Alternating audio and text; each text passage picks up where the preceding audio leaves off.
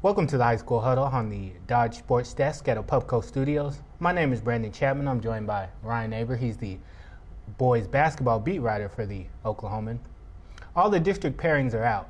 So Ryan, which team in any class do you feel like has the toughest road to state? Well, any team that's in the 4A district with Douglas and McGinnis, or the B district with Stringtown and Red Oak, because I can't see any one of those four teams losing before they get to the state tournament. Actually, before they get to the area finals against each other, and then they'll probably win the next night and make the state tournament. But any team that has to face one of those four is pretty much going to be eliminated before they make a run to the state. Would you kind of say those four teams are favorites in their class? Oh, yeah. Absolutely. I mean, in Class B with Stringtown and Red Oak, those are the top two teams in Class B, and they're stuck in the same area with each other just because of the geography of it.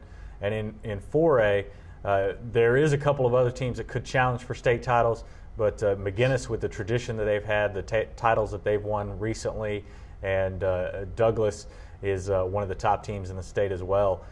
Star Spencer and Tulsa McLean certainly have good shots, but those are two of the top four teams in that class, and they're in the same area. Well, I'm going to kind of pin you down here. Which area do you feel like is the most difficult? Well, I'd have to give it to the 4A Area 1 because in the B, you've got Stringtown and Red Oak, and really that's about it as far as contenders to make the state tournament. But in that 4A 1, you've got a team, Blanchard, who has really played well the last month of the season. They really had a great run in January with some tournament wins, and they've got a chance if McGinnis or Douglas are off one night to jump up and bite one of those teams. So Blanchard kind of sounds like the odd team out there. So. Yeah, it looks like they're going to have be standing there at the end, probably in the area final or area consolation game, but it'll be a tough road. Well, coming down the home stretch, which team would you say has been peaking? Well, I think you look at a team like Blanchard. You look at CHA, who just had a horrific stretch in January where they couldn't beat anybody. They lost to CCS, they lost to Lincoln Christian. Early in the season, they lost to OCS. Just really struggled, looked like they were a team with no identity. And the last 3 weeks, they've really come together and played like the state title contending team that most people thought they would be. Cole Cleveland's playing really well inside, and obviously Chaz Clemens from the guard spot has played really well. Okay, with the playoffs close to starting, which class do you feel like top to bottom will be the most competitive? I'd have to say 5A, just because you got Guthrie, Carl Albert, Booker T. Washington, Ardmore, El Reno. These are all teams that could win a state title, but no just dominant head and shoulders over everybody else team like we maybe seen in the past.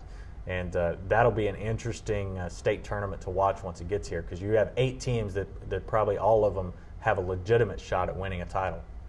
Well, which team would you say has surprised you the most all season? Well, I'd have to go with Northeast. Northeast is a team that not many of us expected much from before the season, just because a lot of their players had left. I know Douglas got some. There's been some talk of their school closing before the year that sort of incited some panic, and people moved on to other places where they had the chance. But really a team right now with no stars, but an identity as a team, playing together probably better than any other team in the area right now. And they've got a chance to make it to state tournament and possibly even make a run. Okay. Well, which team would you say might have disappointed you a little bit with their play this year? Yeah, it's been hard. There's been a lot of teams who have maybe been a little bit disappointing at times. I don't think there's any that at least stand out in my mind as far as just, I thought this team is going to be a state tournament team or state championship type team, and they're not there. You look in the Oklahoma City area and you see some teams that have struggled at times, but like I said, not really one just a horrific season that I can think of a team that we expected to be really good. Right. Kind of like a Midwest City or a team we expected to be good, and then they fell down a little bit, but they came right back up. Right. There's been teams like that. Asked me 3 weeks ago after Midwest City lost to Southmore, and I would have jumped all over them. But since then, they've been playing like a team that could win a state title. All right, Ryan. Well, we appreciate your expertise. Thanks for watching the High School Huddle. We'll be back next week on the Dodge Sports Desk as we continue to provide the best high school coverage in the state.